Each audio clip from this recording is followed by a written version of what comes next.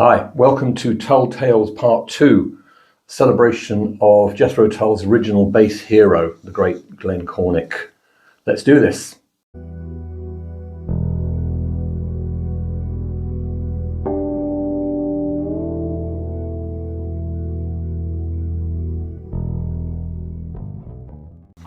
Now, in Part 1, we went back to 5th of June 1969 when Ian Anderson introduced the flute as a lead instrument in rock to all of us at home on Top of the Pops, their first appearance.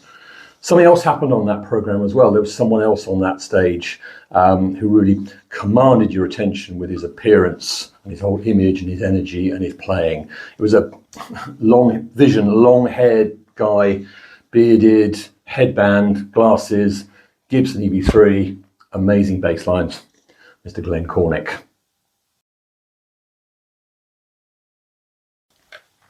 Glenn Douglas Barnard Cornick, born 1947 in Barrow-in-Furness.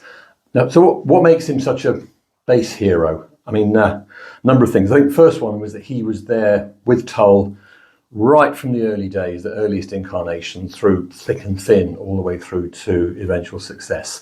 So he was there in the trenches, if you like. Starting off with the John Evan Band, he's on the right in this picture. Then he's there in the original lineup of Tull with Mick Abrahams on guitar, Clive Bunker on drums. A band that endured some real hardship and poverty before finally breaking through. Things then got tricky and Mick Abrahams left, and they initially really struggled to replace him. They first had a crack with this guy, Tony Iommi, pictured here at, I think, his only appearance with them, which is the Rolling Stones Rock and Roll Circus. He didn't last any longer than that, but interestingly took away a real understanding of the work ethic involved in trying to get a successful band off the road, and took it back to his own band in Birmingham, Earth, who rechristened themselves Black Sabbath, and the rest is history. So tried again with this guitar player. The mercurial David O'List from the Nice. And then finally, they struck gold with this guy, Martin Barre. I mean, Tull guitarist until into the 21st century. But throughout this, that rhythm section, Glenn Cornick and Clive Bunker was rock solid. And Martin Barre was certainly in the early years, quite a quiet presence on stage, content to sort of stand at one side and play.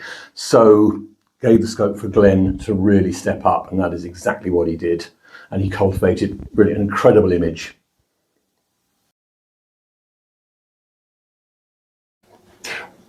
We're lucky that, compared to a lot of other bands from that era, we have quite a lot of really good footage of Tull from those years. And if you search on YouTube, you can find, Isle of Wight 1970, even to early 69, touring Sweden with Jimi Hendrix. It's all filmed. Tanglewood, one of the Bill Graham concerts, that's all there.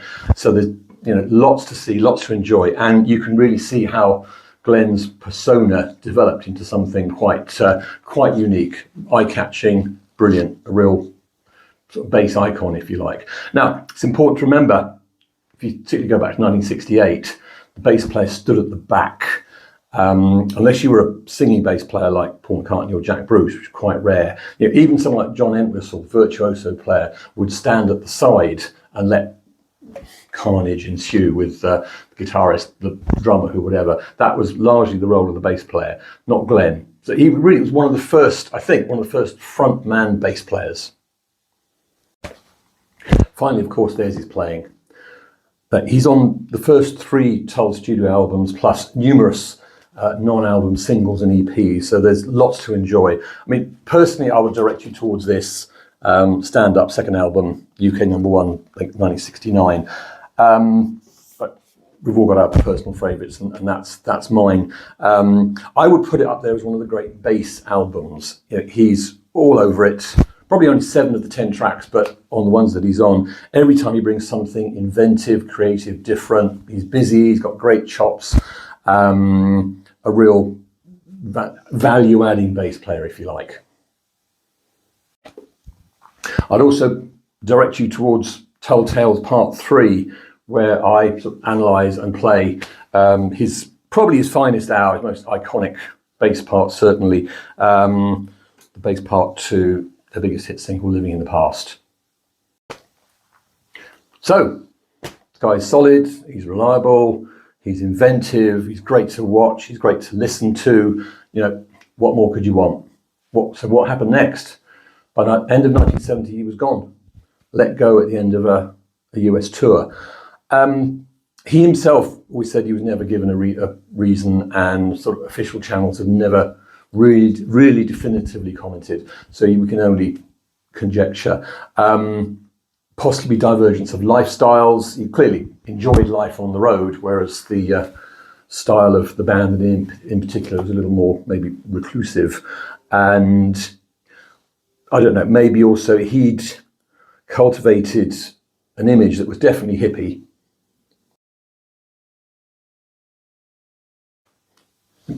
In a band that famously didn't play Woodstock, because Ian in particular didn't like hippies and didn't want to be associated with that whole sort of movement and lifestyle.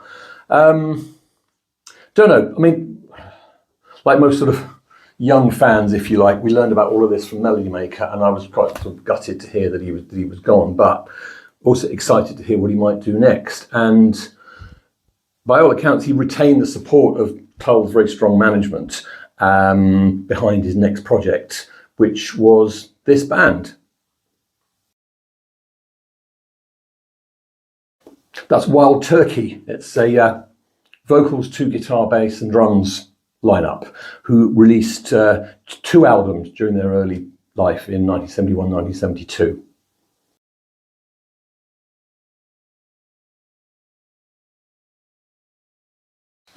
Now, if you've ever read the autobiography by Bruce Dickinson from Iron Maiden, he name checks Wild Turkey as the first band he ever saw that made a real sort of impression on him and made him want to do this. There probably weren't enough Bruce Dickinsons out there, unfortunately. I recall, from my point of view, being a little bit underwhelmed.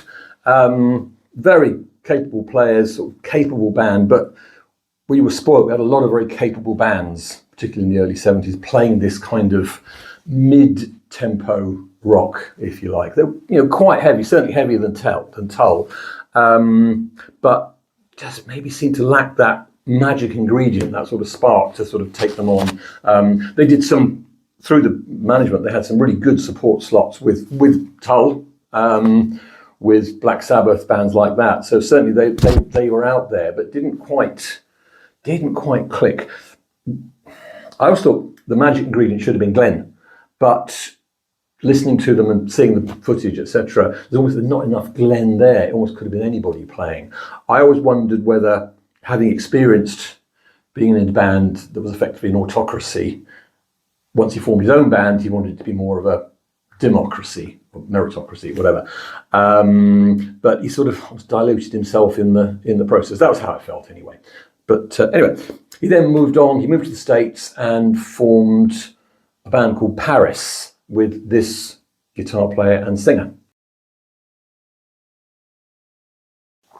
That's Bob Welsh, who had just come off the back of 4 years fronting Fleetwood Mac in sort of the post-Peter Green, pre-Bucky and Nix era, which commercially a bit lean for them, but very much set the mould for the kind of rock, soft rock, if you like, that was so successful with the Rumours era.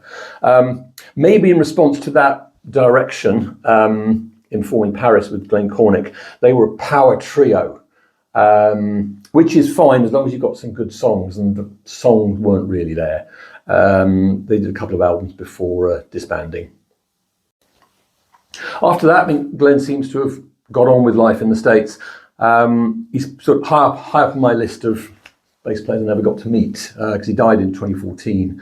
But by all accounts, a friendly, approachable guy with a sort of sunny outlook, who never quite got over the shock of being let go by Tull at that particular stage. But if it's any consolation, then there's a whole bunch of fans, myself included, who never quite got over it either. But anyway, but things change, things move on. Tull went on to incredible success, and we have the music. And in honour of that, I'm going to put this on right now.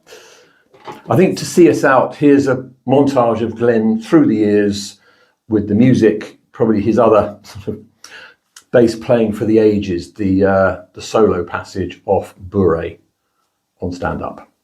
Okay, hope you've enjoyed this. See you in part 3, where we look at living in the past. Hit subscribe and it'll come to you. You take care.